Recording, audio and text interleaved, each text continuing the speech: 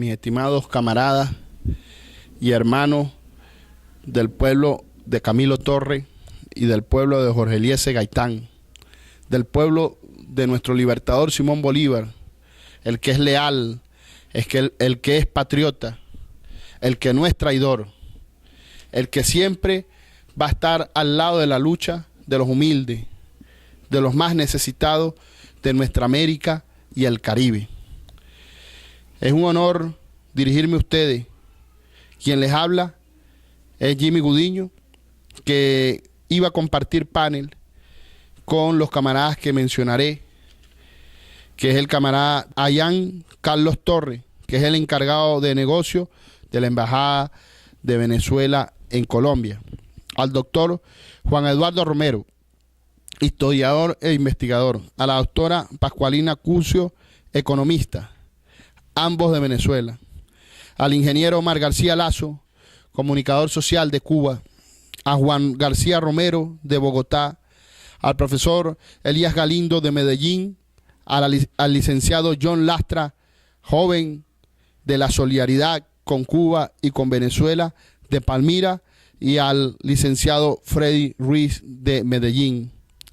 Me correspondía compartir panel en este segundo encuentro colombiano de solidaridad con la Revolución Bolivariana junto a estos compañeros, pero por causas mayores, ajenas a mi voluntad y por atender unas cosas que tienen que ver con la Revolución Bolivariana, no pude llegar a ese digno encuentro, pero me siento entre ustedes, mis estimados y estimadas camaradas colombianos y colombianas, latinoamericanos y caribeños que hoy se encuentran en Bogotá para rendirle honores a nuestra Revolución Bolivariana y para solidarizarse con el ataque terrorista y bestial que acechan contra nuestro pueblo otras naciones del mundo, entre ellos el imperialismo yanqui.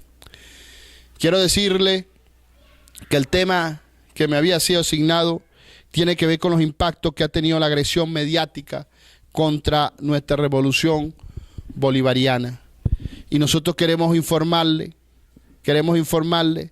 a todos y todas que nosotros hemos venido resistiendo ante estos ataques mediáticos, que tiene esos ataques mediáticos y psicológicos por medio de las transnacionales y por medio de las redes sociales, tiene otros elementos como son la guerra económica y también otros elementos como el ataque a nuestra moneda y el ataque a nuestros habitantes y en especial a las mujeres, a las personas de la tercera edad y a la juventud, digna juventud de nuestra república chavista y bolivariana.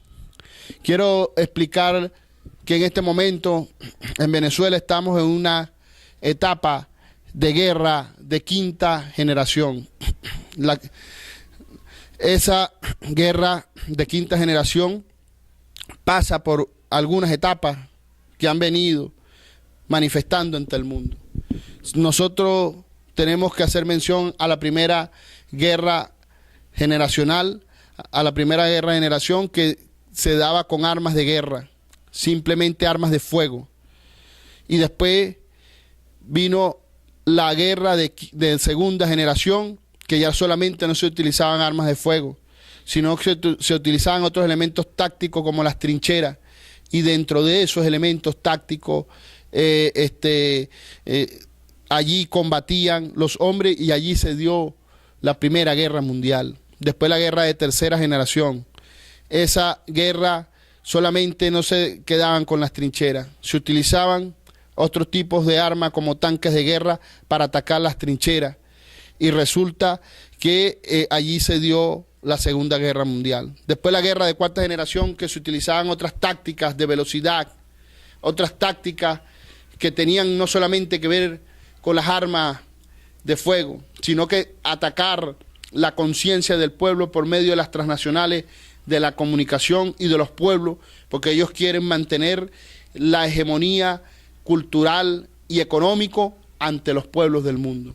pero en el caso de Venezuela mutó de la cuarta generación a una guerra de quinta generación, porque tenemos que decir que se agregaron unos nuevos elementos que tienen que ver con las redes sociales y que esa guerra de quinta generación también la podemos denominar como guerra no convencional. No convencional, ¿por qué? Porque no se ve, pero se siente en el estómago de la persona y del pueblo venezolano.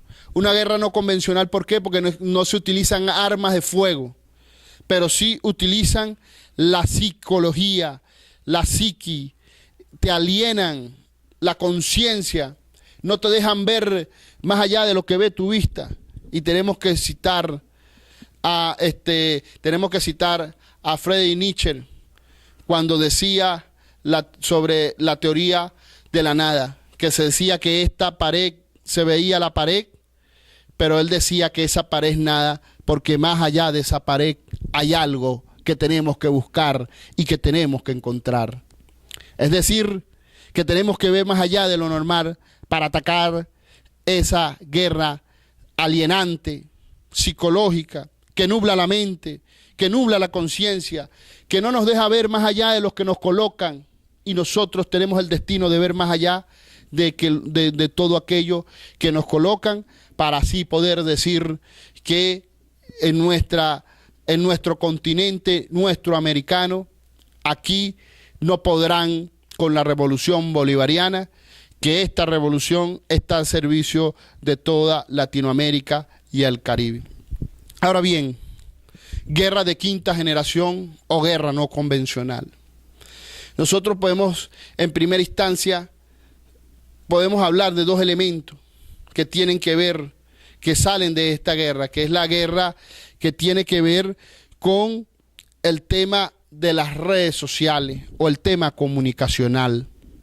Las grandes transnacionales del mundo imponen la política, las grandes transnacionales en el tema de comunicación imponen la política neoliberal en el mundo, imponen la política propagandista y de comunicación en el mundo. Y no solamente esas transnacionales como CNN y otros canales audiovisuales o otros programas visuales o de audio o impresos, resultan otros medios impresos que eso también en este momento lo han perfeccionado por medio de las redes sociales. Nosotros tenemos que decir, y lo dice el presidente de Facebook a nivel internacional, que ellos han captado una cantidad de 2.000 millones de habitantes en el mundo. Es una cantidad enorme ante la cantidad de habitantes que hay en el mundo. Por allí van alienando la conciencia. Por allí se permite el dominio por parte de la globalización de la cultura hegemónica que quieren imponer, que es la cultura capitalista y la cultura neoliberal. Y ese elemento de los medios, de las grandes transnacionales de comunicación y de las redes sociales han venido imponiendo sus criterios y por tal motivo alimentan el ego de la persona, alimentan valores como el individualismo, alimentan valores como el yoísmo, contradicen la colectividad, el común, el bien común, el vivir en común entre los seres humanos. Y por tal sentido, nosotros tenemos que comprender que esa guerra que ataca la conciencia, que nubla la conciencia, va dirigido a acabar con las revoluciones o los gobiernos progresistas que en este momento se encuentran en el mundo. Por tal motivo, nosotros no podemos fallar. Y por tal motivo, grandes países como China, como Rusia, como Irán, como nuestra República Bolivariana de Venezuela, como la digna Cuba y otras naciones como Nicaragua, estamos en resistencia permanente contra ese ataque mediático que debemos vencer. Entonces, bien, obsérvese bien, han causado en nuestros jóvenes un daño tan grande que es el de irse de nuestra patria, y algunos jóvenes han salido, y cuando se enfrentan a la realidad de las otras naciones, cuando reciben, en el ejemplo, en el caso del Perú, nuestros niños que comienzan las edades escolares o ingresan al sistema educativo de esa nación, comienzan a recibir bullying de los otros niños orientados por los adultos, nosotros tenemos que decir que las grandes transnacionales, los medios de comunicación han causado un daño psicológico a la familia, no solamente en nuestra República Bolivariana de Venezuela, sino al común de los habitantes del planeta Tierra.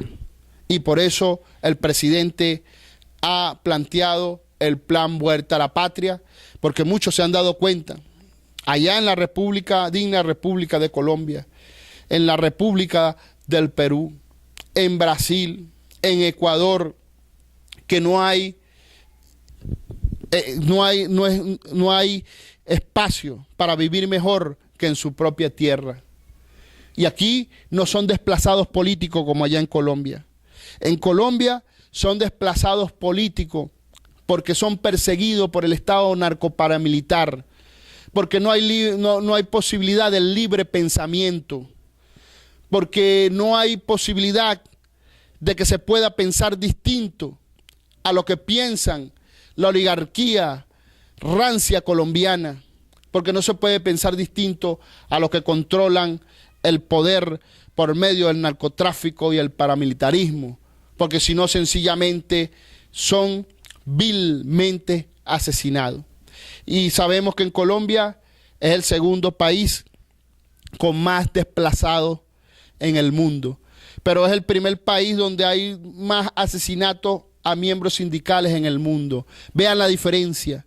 5.800.000 colombianos han ingresado a nuestro territorio en estos 18 años de revolución, y nosotros lo hemos recibido con amor, con pasión, le hemos otorgado la calidad de vida que requiere un ser humano, lo hemos recibido como se reciben los hermanos latinoamericanos y caribeños, se le han otorgado viviendas dignas, se le ha dado educación y salud gratuita, pero en el caso venezolano la situación mediática y psicológica ha causado que nuestros jóvenes, acompañados de la crisis económica causada por la derecha internacional o por las transnacionales que pretenden dirigir al mundo por medio de la hegemonía global, han causado que nuestros jóvenes, atacándole en la psiqui, se vayan de la República porque fuera de nuestra frontera se viven mejor, pero cuando llegan a esos territorios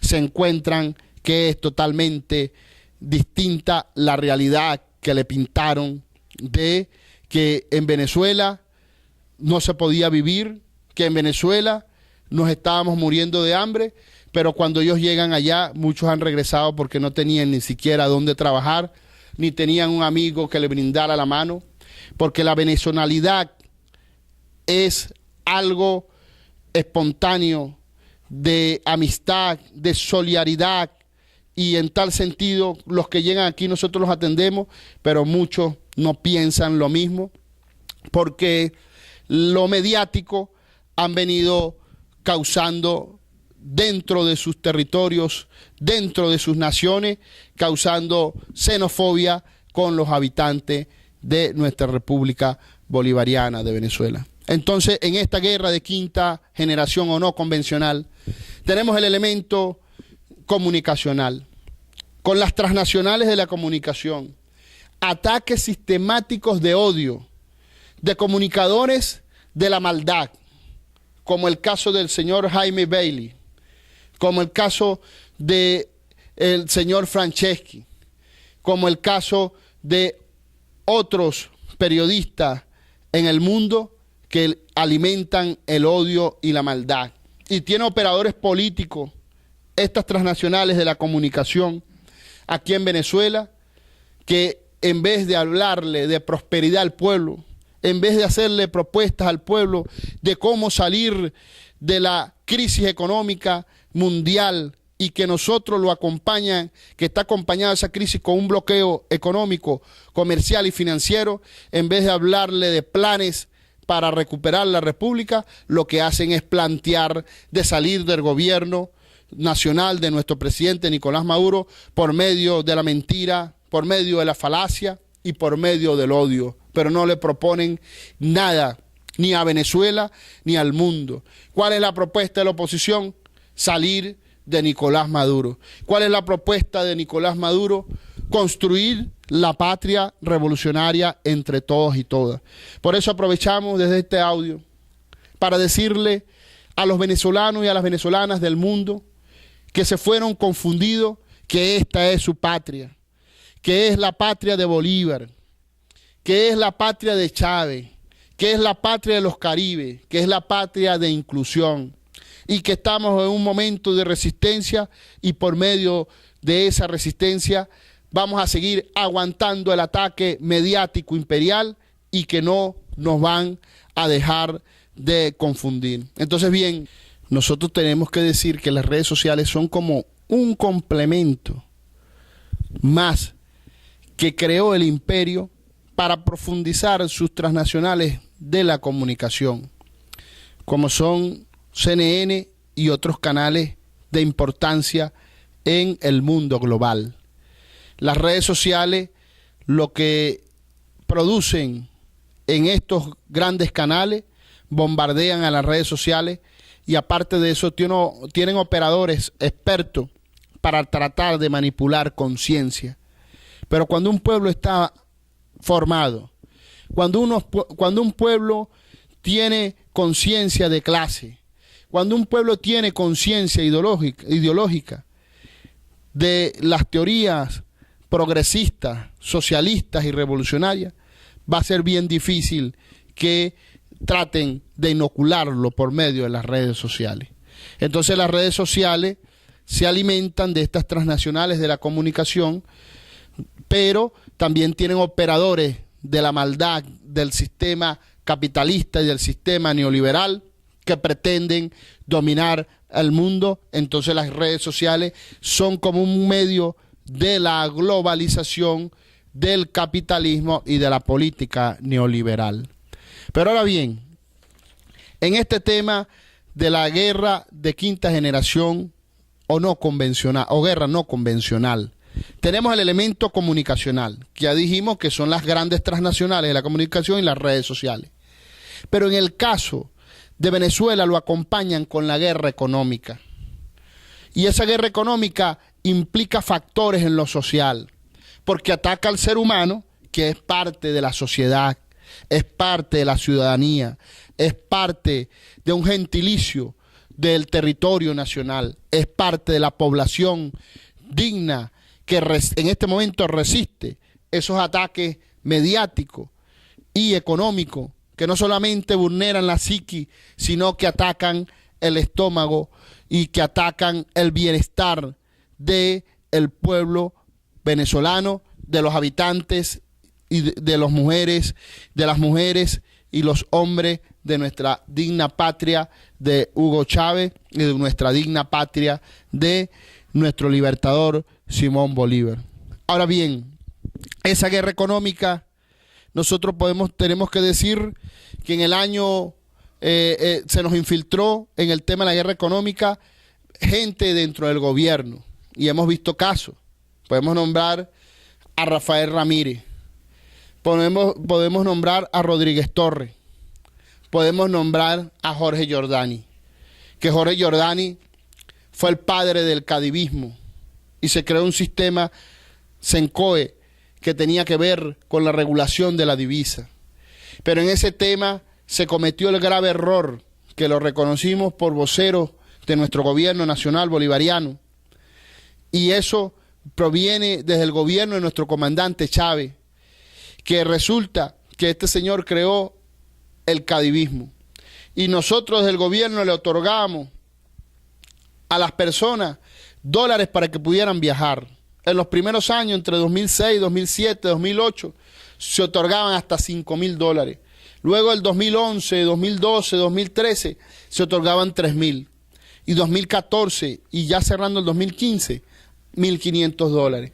Imagínense, una de las pocas naciones del mundo, cuidado si no la única, que le otorgaba divisa a sus conciudadanos para que viajaran hacia otros espacios. Y aquellos que recibían $5.000 y gastaban 500 eran mucho. Y venían para acá con 4.000 y casi $4.500 que recibían en el año por este concepto. También la fuga de capitales se da con el tema de lo que tienen que ver con las empresas de maletín o algunas empresas que se nos infiltraron, que resulta que se le daba el recurso y solamente se invertían el grueso invertía el 10%, era mucho, y ese 90% lo dejaban en bancos extranjeros. Eso se llamó fuga de capitales, fuga de capitales. Algunas en verdad cumplieron, pero gran parte no cumplió y otros ni siquiera invertían nada. Quiere decir que en estos recursos de otorgarle divisa a la gente, a los ciudadanos, a las ciudadanas, para que viajaran, y a las empresas de maletín, tuvimos una pérdida incalculable de más de 8.500 millones de dólares. Esto aunado a lo que nos ocurrió en el 2015, que la derecha venezolana tuvo una victoria circunstancial, y salió en ese entonces el presidente de la Asamblea Nacional a decir que en 6 meses salía de Nicolás Maduro Moro. Pues en ese momento nos encontramos sin $1. En ese momento los niveles de escasez, los niveles de desabastecimiento, producto de los niveles de escasez producto del desabastecimiento y el acaparamiento eran tan grandes. No teníamos casi producto, no teníamos la divisa para poder importar lo que requería el pueblo. Los niveles de producción, porque se nos infiltraron también, habían mermado. Nosotros cometimos el error de dejar los niveles de producción en el sector privado. El 80% del sector privado estaba en manos del sector productivo y resulta que ellos dejaron de producir, algunos algunos acapararon, algunos dejaron de abastecer, el desabastecimiento, y otros decidieron irse del país para tratar de salir del gobierno de Nicolás Maduro. Ahora bien, en ese año el presidente, en la resistencia política, llamó a los venezolanos y venezolanas al Congreso de la Patria. En el Congreso de la Patria nació un elemento fundamental, pionero para la resistencia, que fueron los CLAC. Y los CLAC se constituyeron en un método de distribución de los alimentos importados que importaba el gobierno con lo poca divisa que ingresaba, o los que producían por parte de algunas empresas importantes del Estado, que menos mal que en su momento fueron expropiadas, porque si no, nosotros no hubiésemos podido abastecer por medio de los CLAC. La derecha decía que esas expropiaciones eran malas, pero si nosotros no hubiésemos tomado a esas empresas, nosotros al principio con los CLAC no le hubiésemos dado la respuesta que requería el pueblo venezolano. Entonces, bien, la fuga de capitales, un elemento fundamental de la guerra económica. Hubo en ese momento resistencia por lo que acabo de mencionar. La guerra de los precios del petróleo es otro elemento aparte de la fuga de capitales.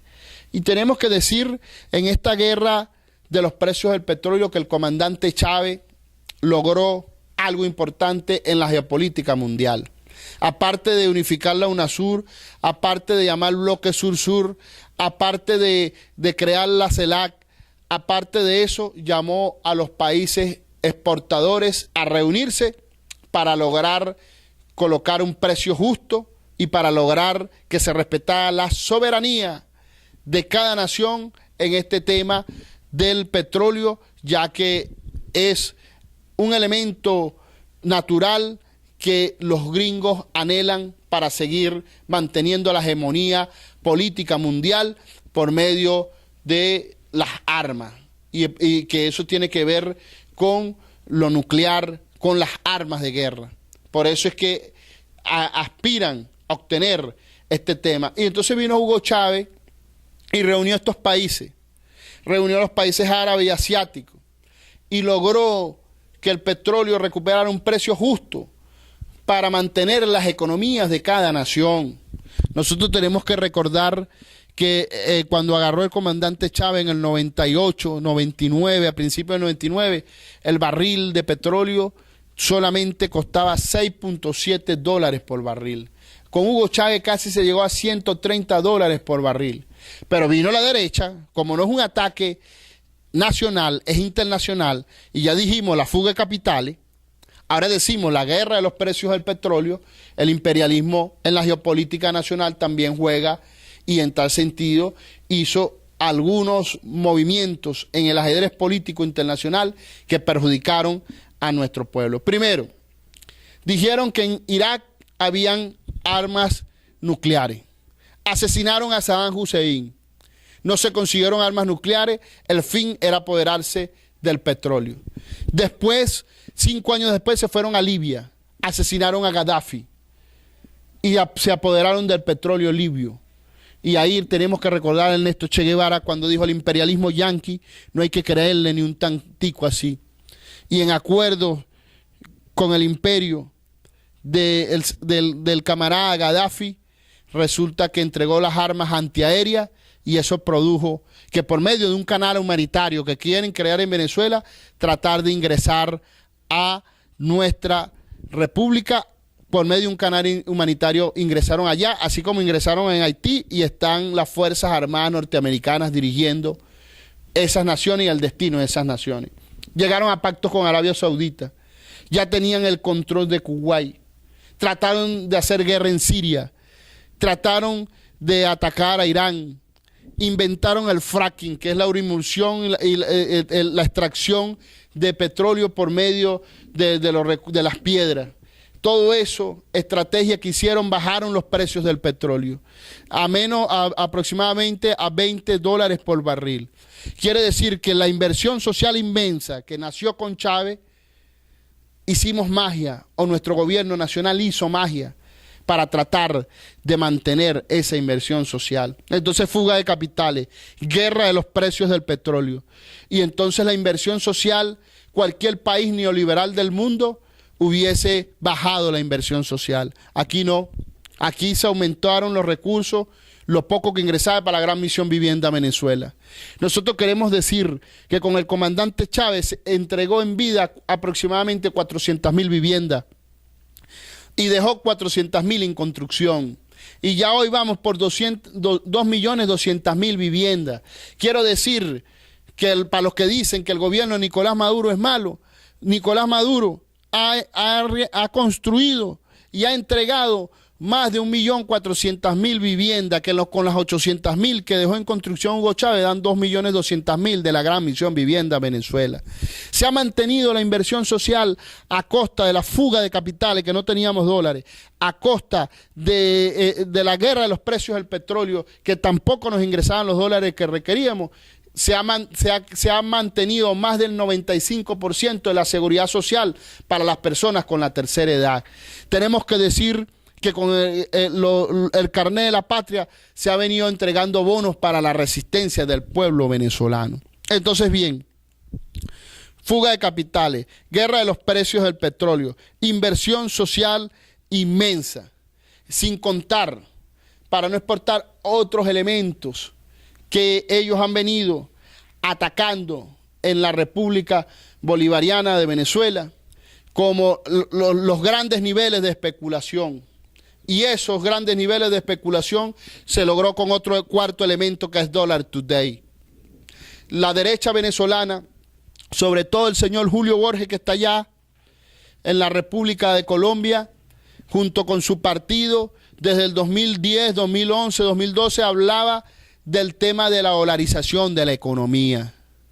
La dolarización de la economía produjo que todo el tiempo resulta que se aumentaban los precios en base a que subía ese Dollar Today que venía de Miami.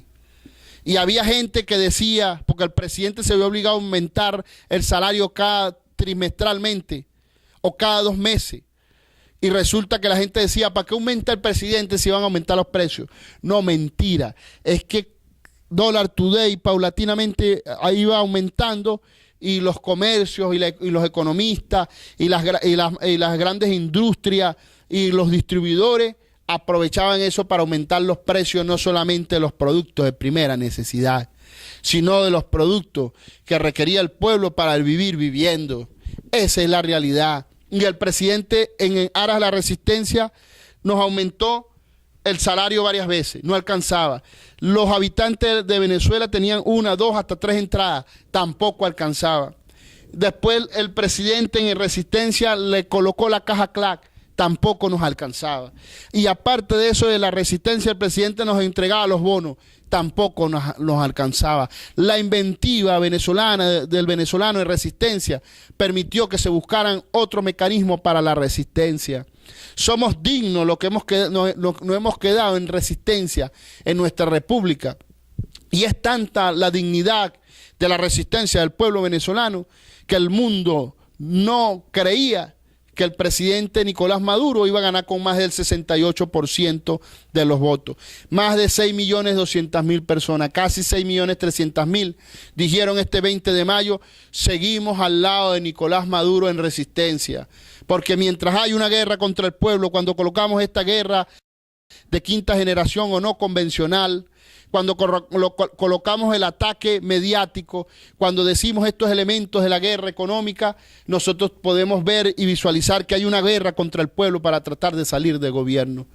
Nunca antes en la historia de ningún país se ve que una oposición a su gobierno junto con las transnacionales toman medidas contra un pueblo para tratar de salir del gobierno.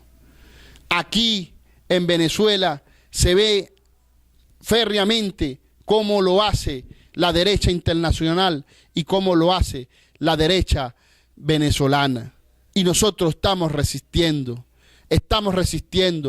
Nosotros queremos decir que aquí en Venezuela de este siglo XXI no es la Chile de la década de los 70, de 1973. Nosotros tenemos conciencia y hemos resistido el ataque con guarimbas. Y hemos resistido en el tema mediático. Nos asesinaron a personas, nos prendieron personas en carne viva. Y resulta que el dictador era Nicolás Maduro. Resulta que hay una contradicción histórica en el mundo. ¿Cómo es eso? Que la derecha internacional, siendo gobierno, son asesinos. Y eso lo vemos en el caso de México, con el presidente pasado, Peña Nieto, que resulta que asesinaron a 43 estudiantes normalistas allá en Ayotzinapa. Y resulta que mientras eso sucedía, el movimiento de la salida haciendo oposición aquí, asesinaron a 43 personas por medio de las guarimbas. Vean ustedes, obsérvese lo que pasó hace poco en Nicaragua.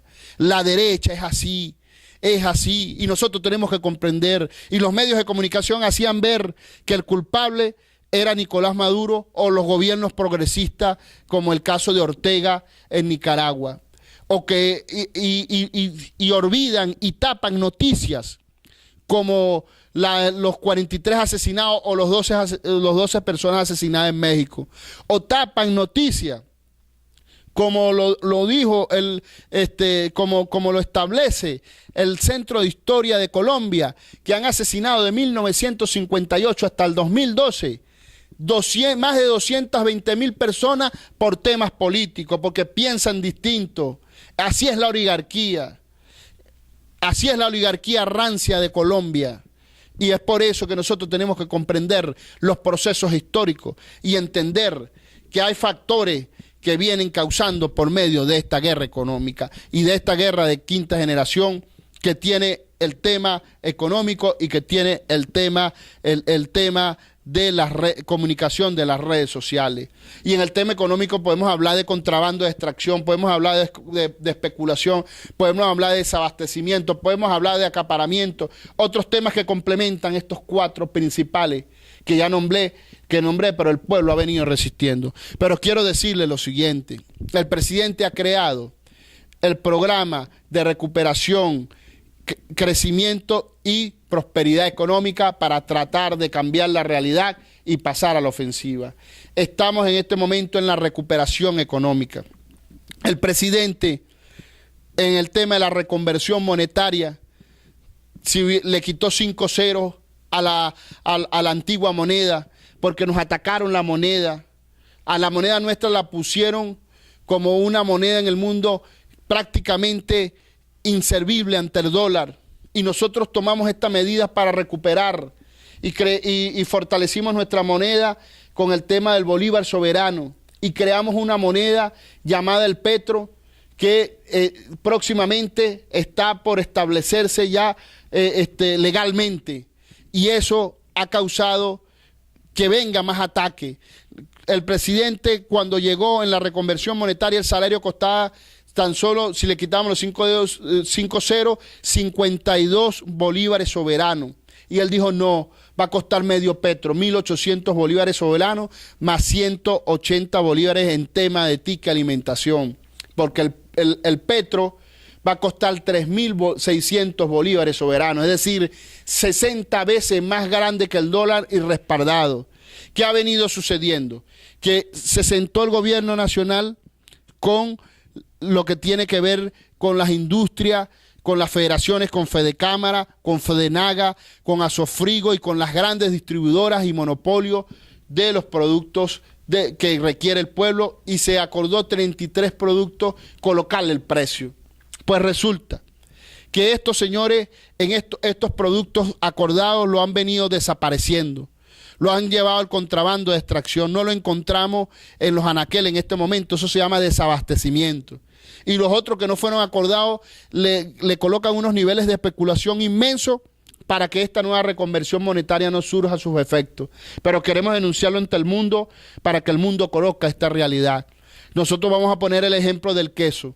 No es posible que el queso en la reconversión monetaria costaba 70 bolívares soberanos.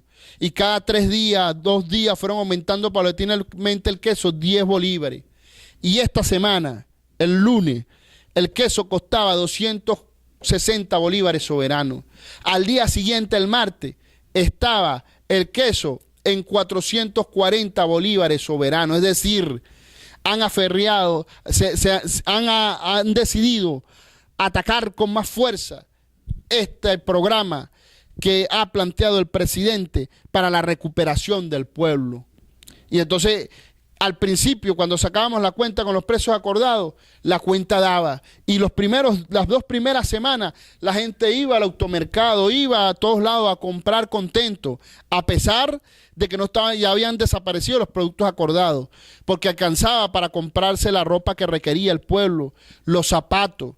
Pues resulta que paulatinamente han venido aumentando los precios para contrarrestar al pueblo venezolano. En tal sentido, queremos decirle, colombianos y colombianas, que estamos defendiendo férreamente este programa de recuperación, crecimiento y prosperidad económica. Estamos en el proceso de recuperación. Ellos siguen atacando, pero nosotros seguiremos resistiendo. Nosotros no vamos a cambiar el destino de nuestra patria. Cambiar el destino a nuestra patria es traición no solamente a nuestro pueblo, sino a otros pueblos del mundo que ven en Venezuela como el farol, como la luz, como el sendero, como el horizonte que tienen que seguir para defender la revolución bolivariana. Entonces, ¿cuál es el fin de estos ciudadanos? Apoderarse de las riquezas naturales, sobre todo el agua y el petróleo, el oro, que somos ricos en recursos naturales. Evitar que sigan creciendo los gobiernos progresistas en América Latina y el Caribe, ya que nuestra revolución se ha convertido como en el farol, como la guía espiritual, inspirada en Simón Bolívar, inspirada en José Martí, inspirada en Fidel, inspirada en nuestro comandante Chávez, inspirada en todos estos líderes latinoamericanos y caribeños, inspirado en la verdad, en el socialismo indoamericano, en el socialismo bolivariano, en el socialismo cristiano, en la revolución bolivariana. Eso es nuestra revolución. ¿Qué pretenden ellos? Siguen aplicando el terrorismo mediático y económico. Y cuando decimos terrorismo económico es que nos tienen en este momento en un bloqueo económico, comercial y financiero. Y Cuba tiene 56, 57 años con ese bloqueo y ha resistido dignamente. Si ellos han podido, nosotros también podemos. Nosotros no somos Cuba, ni somos cubanos, pero admiramos las luchas de José Martí y de Fidel Castro. Pero nosotros, aparte de admirar esas luchas, nosotros somos hijos de Bolívar y somos hijos de Chávez. Y nosotros somos Caribe. Por eso vamos a resistir este bloqueo. Se aplica darle combate a las mentes para controlar la hegemonía del socialismo bolivariano. Quieren controlar, quieren romper con la hegemonía del socialismo bolivariano por medio de las redes sociales, inoculando la conciencia. Plantean ingresar a Venezuela por un canal humanitario.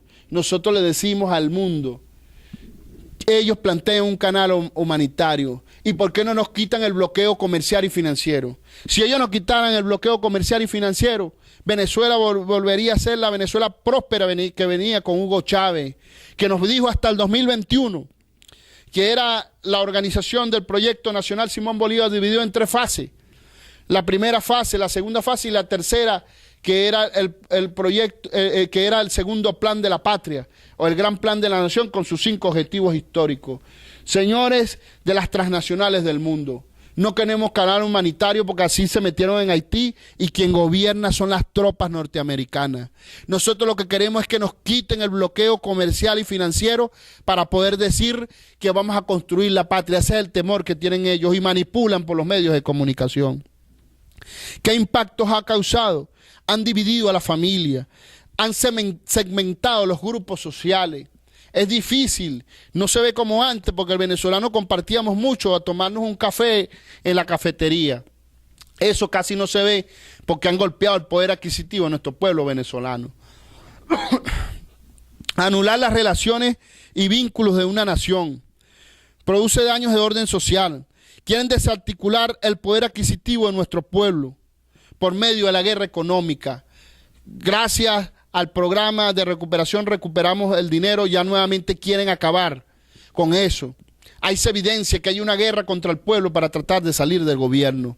Y nosotros estamos resistiendo como pueblo para ayudar al gobierno a convertir a Venezuela en un país potencia y para que los otros pueblos del mundo se pleguen junto con nosotros a construir la América que soñó nuestro libertador Simón Bolívar, que es la misma América que soñó José Martí desde todo el horizonte de nuestra América. Quieren deshegarnos los grupos convencionales, quieren enmancillar a nuestra moneda, ya lo expliqué, nuestra moneda, el Bolívar fuerte, que fue hecha una reconversión con Hugo Chávez, que la moneda fue fuerte, poco a poco por la infiltración y poco a poco por la venta de nuestro cono monetario, resulta que enmancillaron nuestra moneda. Hoy en día el nuevo cono monetario lo quieren sacar como contrabando de extracción y ya tenemos información que en toda la frontera entre Cúcuta y Paraguachón están haciendo negocios con nuestra moneda para tratar de dejar al pueblo sin este recurso que es necesario para el intercambio comercial. Pero nosotros ya, menos mal que ya nosotros entendimos y ya nuestra gente ha comprendido hacer transacciones vía la web, transacciones comerciales vía internet, utilizamos las tarjetas de crédito y las tarjetas de débito. Nuestro pueblo se ha venido perfeccionando en estos nuevos mecanismos de compra, en estos nuevos mecanismos de lo que es el trueque para revertir esta realidad. Entonces, bien, mis camaradas, esos impactos los estamos venciendo. Queremos decirle al pueblo colombiano que estamos en una resistencia férrea. Queremos decirle, delegados y delegadas, de este segundo encuentro colombiano de solidaridad con la revolución bolivariana, que nosotros no vamos a ceder ni un instante, ni siquiera un tantico así. Que, como diría el Che Guevara, otros pueblos del mundo reclaman el concurso de nuestros modestos esfuerzos, reclaman el concurso de nuestra revolución bolivariana. Así que, compatriotas colombianos y colombianas, hermanos latinoamericanos y caribeños, y hermanas latinoamericanas y caribeñas que se encuentran en ese segundo encuentro, cuentan también con nuestra solidaridad. Recibimos con beneplácito la solidaridad que hacen con nosotros, pero entiendan que nosotros también le pagamos esos niveles de amor y solidaridad con amor y solidaridad. Muchas gracias a todos y todas. Quien les habla, Jimmy Gudiño. Hasta la victoria siempre. Que viva el comandante Chávez. Que viva Nicolás Maduro Moro, que viva Bolívar, que viva José Martí, que viva Fidel Castro, que viva Camilo Torres, que viva Jorge Eliezer Gaitán, que viva la patria grande de Bolívar, de nuestra América. Hasta la victoria siempre.